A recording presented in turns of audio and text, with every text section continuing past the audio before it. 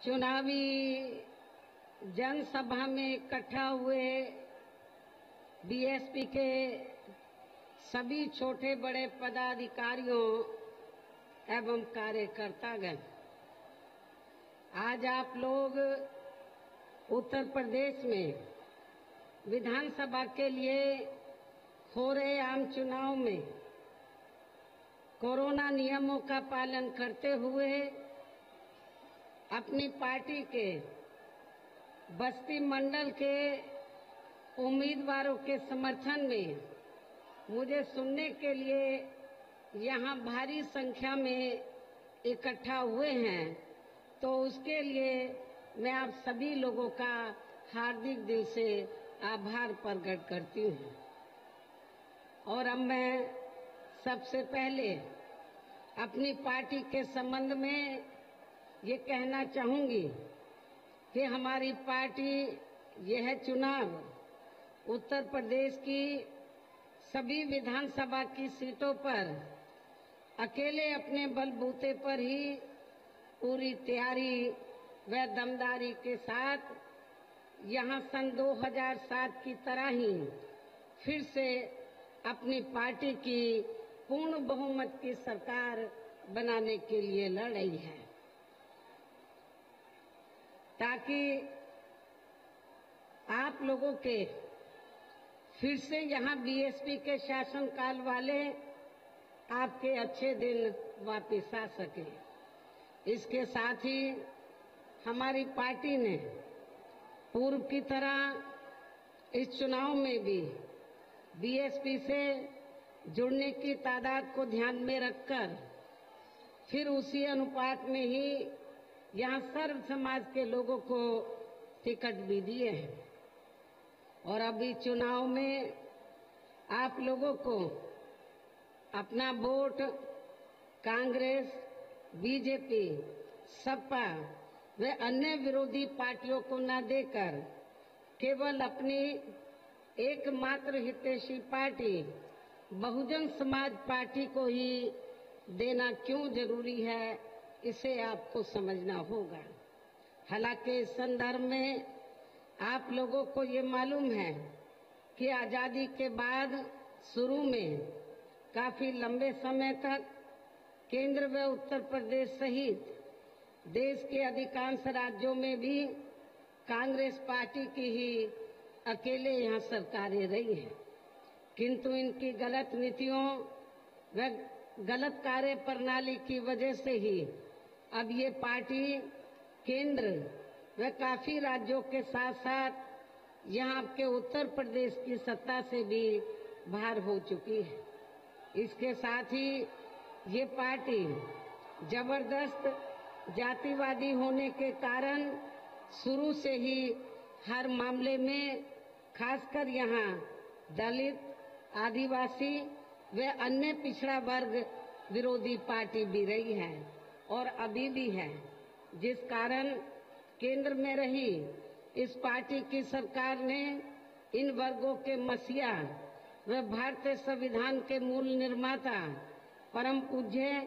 बाबा साहब डॉक्टर भीमराव अंबेडकर को भारत रत्न की उपाधि से भी सम्मानित नहीं किया है, जिसके लिए वो हर प्रकार से पात्र भी थे। इतना ही नहीं बल्कि इनकी मूवमेंट को आगे बढ़ाने के लिए अपनी पूरी जिंदगी समर्पित करने वाले मान्यवर श्री कांशीराम जी के देहांत होने पर भी केंद्र में उस समय इसी कांग्रेस पार्टी की रही सरकार ने उनके सम्मान में एक दिन के लिए भी राष्ट्रीय शोक घोषित नहीं किया था। न ही इस पार्टी की रही सरकार ने पिछड़े वर्ग के आरक्षण संबंधी मंडल कमीशन की रिपोर्ट को भी लागू किया था, जिसे फिर बीएसपी ने अपने कड़े संघर्ष व अथक प्रयासों से ही केंद्र में रही श्री बीपी सिंह की सरकार से ही लागू कराया था। साथ ही इसी सरकार में ही बाबा साहब डॉक्टर भीमराव अंबेडकर को भी भारत रत्न की उपाधि से सम्मानित किया गया था। लेकिन अब केंद्र व अधिकांश राज्यों की भी सत्ता से बाहर होने पर यही कांग्रेस पार्टी खासकर दलितों, आदिवासियों व अन्य पिछड़े वर्गों के वोटों की खातिर आए दिन किस्म किस्म की नाटकबाजी करती रहती है, जबकि इन वर्गों के व अन्य और मामलों में भी इस पार्टी की सच्चाई तो ये है कि कांग्रेस पार्टी जब सत्ता में आसीन होती है और इनके अच्छे दिन होते हैं तो तब फिर इस पार्टी को इन वर्गों का विकास व उत्थान आदि याद नहीं आता है तथा न ही इनको महिलाओं की भी भागीदारी याद आती है। इतना ही नहीं बल्कि इस पार्टी के बाद खासकर यहाँ सपा व बीजेपी आदि की बनी सरकार में भी यूपी की जनता अधिकांश मामलों में काफी ज्यादा दुखी रही है, पीड़ित रही है। सपा की सरकार में तो ज्यादातर यहाँ गुंडों, बदमाशों, माफियाओं, अराजक तत्वों व सरेआम लूट खसोट करने एवं दंगे फसाद आदि कराने वालों का ही राज रहा है, जिसकी खास वजह से ही इस सरकार में हमेशा यहाँ तनाव की स्थिति बनी रही है। प्रदेश में विकास के कार्य भी ज्यादातर यहाँ एक विशेष क्षेत्र व एक विशेष समुदाय के लोगों तक ही सीमित होकर रह गए हैं। खासकर दलितों व अति पिछड़े वर्गों के लोगों को हमारी सरकार ने जो अनेकों सुविधाएं दी थी तो उन्हें भी सपा सरकार ने ज्यादातर खत्म कर दिया है। साथ ही इनके संतों, गुरुओं व महापुरुषों आदि के आदर सम्मान में हमारी सरकार द्वारा जनहित की अनेकों योजनाओं के व नए बनाए गए जिलों के तथा यूनिवर्सिटी व पार्क आदि के भी जो नाम रखे गए थे तो उन्हें भी अधिकांश सपा सरकार ने बदल दिया है। इस प्रकार से इनके प्रति ये है इनका प्रेम व सम्मान आदि। इसके साथ ही हमारी पार्टी तो इन मामलों को लेकर ये भी सोचकर चल रही थी कि सपा सरकार के हटने के बाद शायद बीजेपी की सरकार सपा के इन फैसलों को जरूर बदल देगी, लेकिन ऐसा नहीं हुआ, जिससे सपा की तरह ही बीजेपी सरकार की भी इन वर्गों के प्रति तथा इनके संतों, गुरुओं व महापुरुषों आदि के प्रति भी हीन व जातिवादी मानसिकता साफ झलकती है। इसलिए चुनाव में खासकर इन वर्गों के लोगों को सपा के साथ साथ बीजेपी को भी अपना वोट कतई भी नहीं देना है। इसी प्रकार भारतीय जनता पार्टी की भी नीतियां, भारतीय जनता पार्टी की सरकार की भी नीतियां व कार्यशैली अधिकांश यहाँ जातिवादी, पूंजीवादी एवं आरएसएस के संकीर्ण एजेंडे को ही लागू करने पर टिकी रही हैं, जिससे प्रभावित एवं शिकार हुए लोगों का इस सरकार में सही से विकास व उत्थान आदि नहीं हो सका है। साथ ही इनका हर स्तर पर काफी ज्यादा शोषण व उत्पीड़न आदि भी किया गया है। धर्म के नाम पर हमेशा यहाँ तनाव व नफरत आदि का वातावरण ही बना रहा है। प्रदेश में अपराध भी काफी ज्यादा बढ़े हैं। खासकर दलित, अकलियत व महिलाएं आदि भी इस सरकार में कतई भी सुरक्षित नहीं रही हैं, लेकिन मीडिया में इनके सही आंकड़ों को अधिकांश दबा दिया जाता है। इसके अलावा प्रदेश में गरीबों, मजदूरों, बेरोजगारों व अन्य मेहनतकश लोगों के साथ साथ दलितों, आदिवासियों, अन्य पिछड़े वर्गों, मुस्लिम व अन्य धार्मिक अल्पसंख्यक समाज के लोगों के हित व कल्याण के लिए वर्षों से जो भी यहाँ सरकारी योजनाएं चल रही थी तो उनका भी इन्हें वर्तमान भाजपा सरकार में सही से पूरा लाभ नहीं मिल पा रहा है। साथ ही दलितों व पिछड़ों को भी अब आरक्षण का पूरा लाभ नहीं मिल पा रहा है, क्योंकि अब इस सरकार में भी ज्यादातर सरकारी कार्य प्राइवेट सेक्टर के जरिए ही कराए जा रहे हैं, जिसमें इनके लिए आरक्षण की कोई भी व्यवस्था नहीं है। सरकारी नौकरियों में भी इनका आरक्षण का कोटा पूरा नहीं किया जा रहा है। मुस्लिम व अन्य धार्मिक अल्पसंख्यक समाज के लोगों के साथ तो बीजेपी की सरकार में अधिकांश यहाँ सोतेला व पक्षपात वाला रवैया ही अपनाया जा रहा है। विशेषकर मुस्लिम समाज तो इस सरकार में हर मामले में सबसे ज्यादा दुखी रहा है, भयभीत रहा है और अपने आप को असुरक्षित महसूस करता रहा है। इतना ही नहीं बल्कि इस बार बीजेपी की सरकार में अपर कास्ट समाज में से विशेषकर प्रबुद्ध वर्ग में भी ब्राह्मण समाज हर मामले में अपने आप को काफी ज्यादा उपेक्षित महसूस करता रहा है। इसके अलावा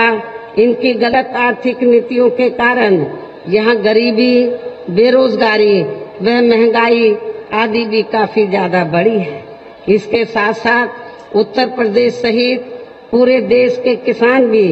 केंद्र सरकार की गलत नीतियों के कारण काफी ज्यादा दुखी व परेशान रहा है और अभी भी है। साथ ही प्रदेश में बेरोजगार लोगों को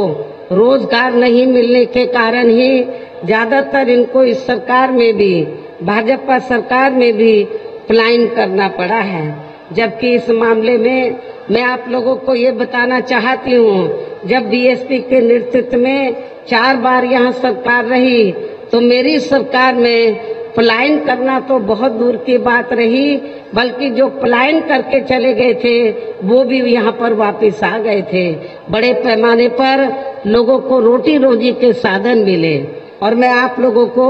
ये विश्वास दिलाना चाहती हूँ, इस बार जब बीएसपी की सरकार बनेगी तो हमारी पार्टी की सरकार की प्राथमिकता ये होगी कि यहाँ पर जो गरीब और बेरोजगार लोग हैं उनको रोटी रोजी के साधन दिए जाएंगे, उनको नौकरियां दी जाएंगी, ये व्यवस्था की जाएगी। इस प्रकार से इन सभी विरोधी पार्टियों की रही सरकारों में शुरू से ही यहाँ यूपी की जनता काफी ज्यादा दुखी व परेशान रही है। विशेषकर कोरोना महामारी के दौरान तो इन सभी की हालत और भी ज्यादा खराब हो गई है। ऐसे में इन सभी विरोधी पार्टियों की रही सरकारों से निजात पाने के लिए अभी चुनाव में यहाँ प्रदेश की जनता को अपनी एकमात्र हितैषी रही पार्टी बहुजन समाज पार्टी की ही सरकार बनाना बहुत जरूरी है, जिसने अपने चारों रहे शासनकाल के दौरान बिना पक्षपात व भेदभाव आदि के यहाँ कमजोर एवं उपेक्षित वर्गों के लोगों के साथ साथ सब समाज में से गरीबों, मजदूरों, बेरोजगारों, किसानों, व्यापारियों, कर्मचारियों, वकीलों एवं अन्य मेहनतकश लोगों के साथ ही युवाओं, छात्रों, महिलाओं व बुजुर्गों आदि के भी विकास एवं उत्थान के लिए अनेकों ऐतिहासिक एवं महत्वपूर्ण कार्य किए हैं और इस बार भी सरकार बनने पर वो सभी कार्य फिर से शुरू किए जाएंगे। प्रदेश में खासकर गरीबी एवं बेरोजगारी आदि को दूर करने के लिए भी इस बार भी विशेष कदम उठाए जाएंगे और इस मामले में हमारी पार्टी की रही सरकार ने यहाँ गरीब एवं भूमिहीन लोगों को खेती करने के लिए जो फ्री सरकारी जमीन दी है तो उसे नियमों के तहत आगे भी जरूर दिया जाएगा। पूर्व की तरह इस बार भी गरीब आवासहीनों को सभी सुविधाओं के साथ फिर से 2 कमरे के पक्के मकान भी फ्री में बनाकर दिए जाएंगे। साथ ही पूर्व की तरह देहातों व शहरों आदि को भी सभी जरूरी सुविधाओं से विकसित किया जाएगा। इनके साथ साथ ऐसे अनेकों और भी ऐतिहासिक कार्य किए जाएंगे जो सरकार बनने पर फिर से यहाँ किए जाएंगे। ऐसे जो हमने ऐतिहासिक कार्य किए हैं तो जब बीएसपी की यहाँ सरकार बनेगी तो वो इस बार तो वो कार्य फिर से शुरू किए जाएंगे। साथ ही किसानों को भी किसी भी मामले में निराश नहीं होने दिया जाएगा। इतना ही नहीं बल्कि बीएसपी की रही सरकार में ही दलित एवं अन्य पिछड़े वर्गों में जन्मे अपने महान संतों, गुरुओं व महापुरुषों आदि को भी विभिन्न रूपों में जो पूरा आदर सम्मान दिया गया है, वो इस बार भी उनके सम्मान में कोई कमी नहीं आने दी जाएगी। आप लोगों को ये मालूम है आजादी के बाद यह बहुत सी पार्टियों की सरकारें बनी, लेकिन किसी ने भी आपके संतों, गुरुओं और महापुरुषों को आदर सम्मान नहीं दिया है। बीएसपी की देश में ये पहली सरकार थी जिसने पूरा उनको आदर सम्मान दिया है और उनके आदर सम्मान में आगे भी कोई कमी नहीं आने दी जाएगी। इसके अलावा आपके बस्ती मंडल की जो भी यहाँ स्थानीय समस्याएं होंगी तो उन्हें भी दूर करने का पूरा प्रयास किया जाएगा। इसके साथ साथ केंद्र व यूपी सरकार के भी विवादित नियमों व कानूनों को यहाँ लागू नहीं होने दिया जाएगा। इसके साथ ही बीएसपी की सरकार बनने पर यहाँ बीजेपी व सपा आदि के शासनकाल की तरह कानून व्यवस्था को किसी भी कीमत पर खराब व लचर नहीं होने दिया जाएगा तथा हर स्तर पर यहाँ कानून द्वारा कानून का राज ही कायम किया जाएगा। जाति व धर्म के आधार पर यहाँ लोगों का किसी भी प्रकार से शोषण व उत्पीड़न आदि नहीं होने दिया जाएगा, जैसा कि वर्तमान भाजपा सरकार में हो रहा है। खासकर कानून व्यवस्था को बेहतरीन बनाने के लिए विशेष अभियान के तहत जाति व दलगत राजनीति से ऊपर उठकर यहाँ गुंडों, बदमाशों, माफियाओं व अन्य आपराधिक एवं अराजक तत्वों को भी जेल की सलाखों के अंदर ही भेजा जाएगा, जहां मेरी सरकार में इनकी जेल के बाहर नहीं बल्कि जेल के अंदर ही सही जगह होती है। इतना ही नहीं बल्कि वर्तमान भाजपा सरकार ने जाति, धर्म व राजनीतिक द्वेष की भावना के तहत जिन लोगों को खासकर धरना प्रदर्शन आदि के नाम पर जबरदस्ती गलत धाराओं में फंसा के उन पर अनेकों केस चलाए हुए हैं, तो उन मामलों की भी सही से जांच करा के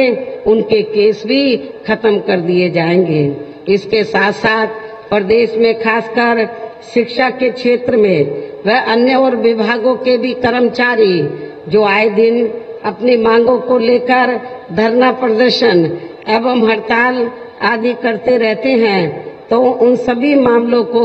निपटाने के लिए एक आयोग का गठन किया जाएगा और उनकी सही मांगों को मान लिया जाएगा, जिसमें कर्मचारियों की पुरानी पेंशन योजना को भी लागू किया जाएगा।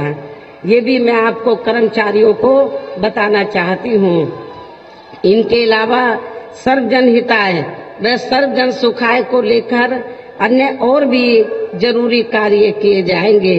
लेकिन ये सभी कार्य करने के लिए इस चुनाव में यहाँ बीएसपी को सत्ता में लाना बहुत जरूरी है, जिसके लिए पार्टी के लोगों को वोट पड़ने तक यहाँ सभी विरोधी पार्टियों के साम, दाम, दंड भेद आदि हथकंडों से भी जरूर सावधान रहना है। और इस मामले में विरोधी पार्टियां चुनाव होने से कुछ समय पहले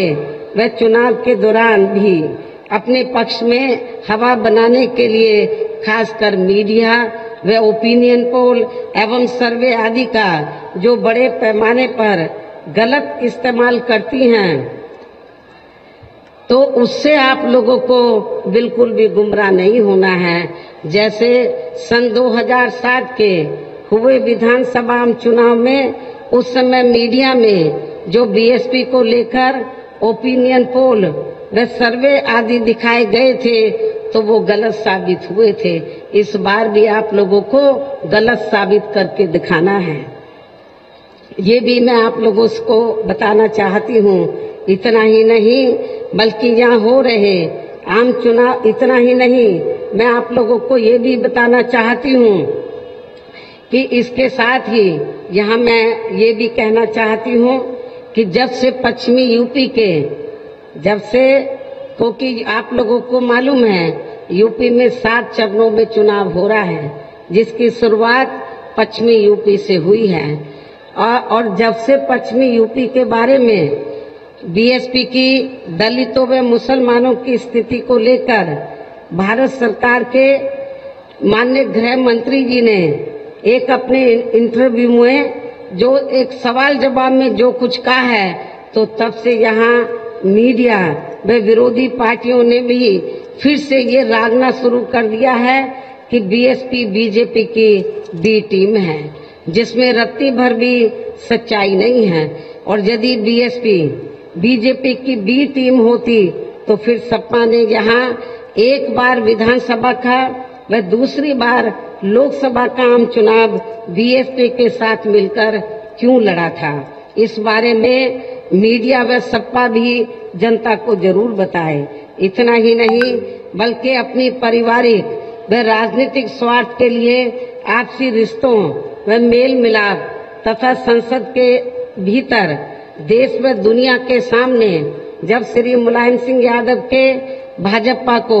जीत का आशीर्वाद देने आदि को थोड़ी देर के लिए भुला भी दिया जाए, आदि को देने के लिए थोड़ी देर के लिए भुला भी दिया जाए, तो भी खासकर श्री मुलायम सिंह यादव का सन 1977 में बीजेपी के साथ यूपी की सरकार में बने रहना तथा श्री कल्याण सिंह के साथ उनका गले मिलना तथा सन 2003 में मेरे सरकार छोड़ने के बाद बीजेपी के सहयोग से यूपी की सत्ता में अचानक आ जाना यहाँ के लोग कैसे भुला सकते हैं। इसके साथ साथ सपा की तरह ही कांग्रेस पार्टी ने भी यहाँ विधानसभा का आम चुनाव एक बार बीएसपी के साथ मिलकर क्यों लड़ा था तथा केंद्र में भी अपनी सरकार के लिए कई बार बीएसपी का समर्थन क्यों लिया था। इस बारे में भी मीडिया व कांग्रेस पार्टी भी जनता को जरूर बताए, जिससे ये साफ जाहिर होता है कि यदि इनका बीएसपी से स्वार्थ सिद्ध होता है तो बीएसपी बीजेपी की बी टीम नहीं है, और यदि नहीं होता है तो फिर ये लोग बीएसपी को बीजेपी की बी टीम बताते हैं। ये सब इनकी घिनौनी राजनीति नहीं है तो और क्या है। ये सब कहना इनकी लोमड़ी की उस कहावत की तरह है कि अंगूर खट्टे हैं, जबकि इस मामले में सच्चाई तो ये है कि बीएसपी एक नेशनल लेवल की पार्टी है और ना ही हमारी पार्टी यहाँ किसी भी पार्टी की ए या बी टीम है। इसी प्रकार कुछ जातिवादी मीडिया खासकर दलितों को गुमराह करने के लिए अक्सर ये भी दर्शाता रहता है कि आपकी बहन जी जहाँ पर दलितों का उत्पीड़न होता है वहाँ पर क्यों नहीं जाती है, जबकि कांग्रेस की यूपी की प्रभारी वहाँ जाती है। लेकिन उनको मैं ये भी बताना चाहती हूँ कि मैं अपनी पार्टी की श्रीमती सोनिया गांधी की तरह राष्ट्रीय अध्यक्ष भी हूँ, और इस संबंध में यहाँ मैं मीडिया से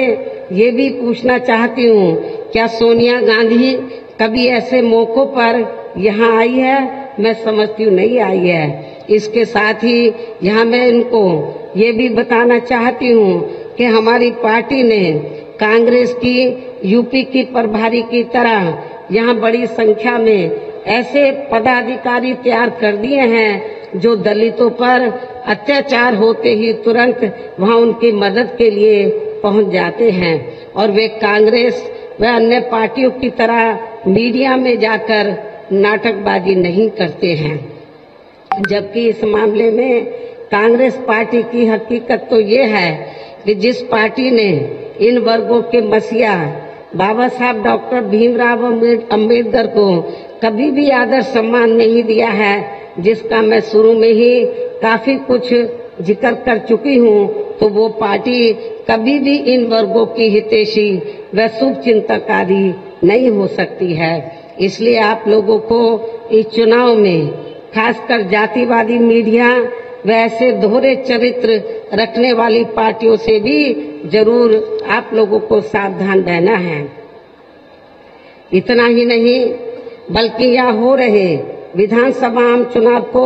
प्रभावित करने के षड्यंत्र के तहत कभी आतंकवाद के नाम पर व कभी महाराष्ट्र में चल रही जांच एजेंसियों की गतिविधियों को भी लेकर जो कुछ हो रहा है यह अति दुर्भाग्यपूर्ण है। आप लोगों को इनसे भी बिल्कुल गुमराह नहीं होना है। इसके साथ ही पूर्व की तरह इस चुनाव में भी विरोधी पार्टियों ने विभिन्न रूपों में जो अपने हवाई व प्रलोभन भरे चुनावी घोषणा पत्र आदि जारी किए हैं, जिन्हें सत्ता में आने के बाद ये पार्टियां अधिकांश अमल में नहीं लाती हैं, तो उनके बहकावे में भी आपको कतई नहीं आना है, जिन पर से अब जनता का काफी हद तक विश्वास ही उतर गया है। इसलिए इस मामले में बीएसपी किसी भी चुनाव में विरोधी पार्टियों की तरह अपना कोई भी चुनावी घोषणा पत्र आदि जारी नहीं करती है। वैसे भी बीएसपी कहने में बहुत कम बल्कि कार्य करके दिखाने में ही ज्यादा विश्वास रखती है, और ऐसा हमने यहाँ यूपी में अपनी चारों रही सरकारों के दौरान करके भी दिखाया है। इसके साथ ही हमारी पार्टी की चारों रही सरकारों ने प्रदेश में बिगड़ी हुई कानून व्यवस्था को सुधारने के साथ साथ प्रदेश के विकास व आम जनहित के लिए जो असंख्य अति महत्वपूर्ण कार्य किए हैं, वो अभी तक यहाँ किसी भी विरोधी पार्टी की सरकार ने नहीं किए हैं, बल्कि ज्यादातर उन्हीं कार्यों के नाम व स्वरूप आदि बदलकर अब विरोधी पार्टियों की सरकारें उन्हीं को ही भुनाने में लगी रहती हैं। लेकिन उन कार्यों के प्रति उनकी नीयत व सोच सही नहीं होने के कारण उसमें भी ये पार्टियां ज्यादा सफल नहीं हो पाई हैं। और अब मेरा यही कहना है कि आप लोगों को इस चुनाव में अपने हित व कल्याण के लिए या फिर से बीएसपी की सर्वजन हिताय व सर्वजन सुखाय की नीतियों पर आधारित सरकार बनाना बहुत जरूरी है। और इसके लिए पार्टी के लोगों को वोट पड़ने वाले दिन सबसे पहले सुबह उठते ही व समय से अपने अपने पोलिंग बूथों पर अपना वोट डालने के लिए जरूर जाना है। हमारी माताएं बहनें यहाँ बड़ी संख्या में मुझे सुनने के लिए आई हैं, उनसे भी मेरी पुरजोर अपील है कि वोट वाले दिन आप पुरुषों से पीछे नहीं रहेंगी, बढ़ चढ़कर आप इस चुनाव में हिस्सा लेंगी, अपना एक एक वोट जरूर डालेंगी। इसके साथ ही आपका वोट अन्य कोई व्यक्ति ना डाल सके, इसका भी आप लोगों को खुद ही ध्यान रखना है। इसके साथ साथ आपकी पार्टी का कोई भी वोट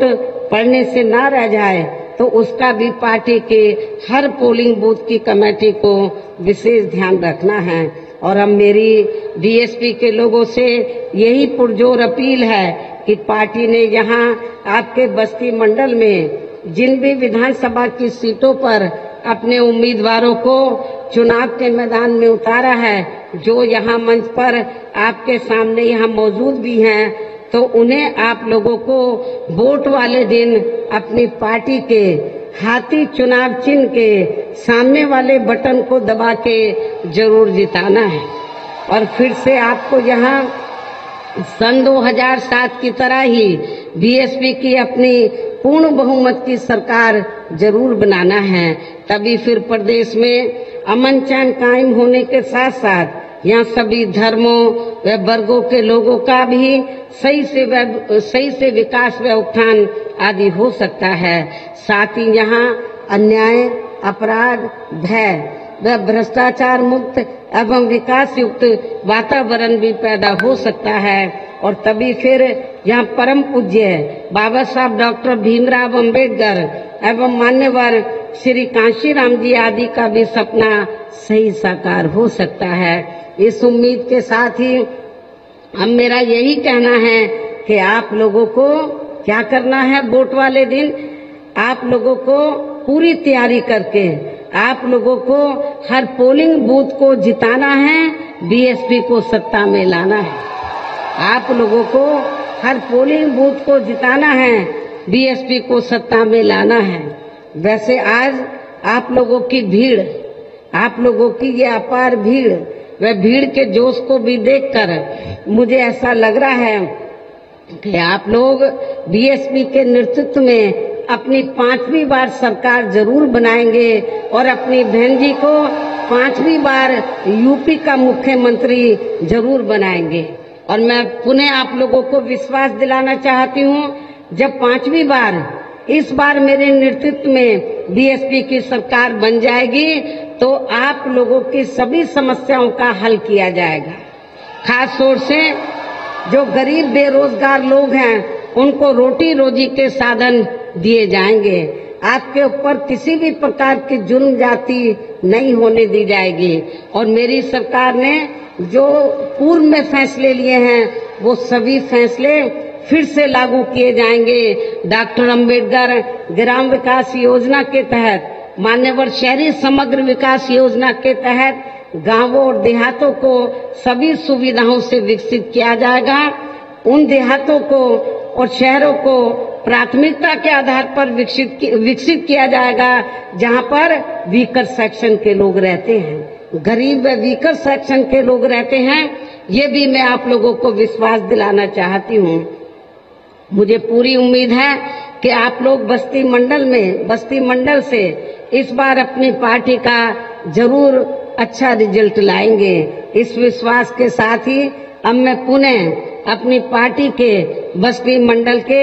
सभी उम्मीदवारों को जिताने की पुरजोर अपील करते हुए अपनी बात यही समाप्त करती हूँ। जय भीम, जय भारत।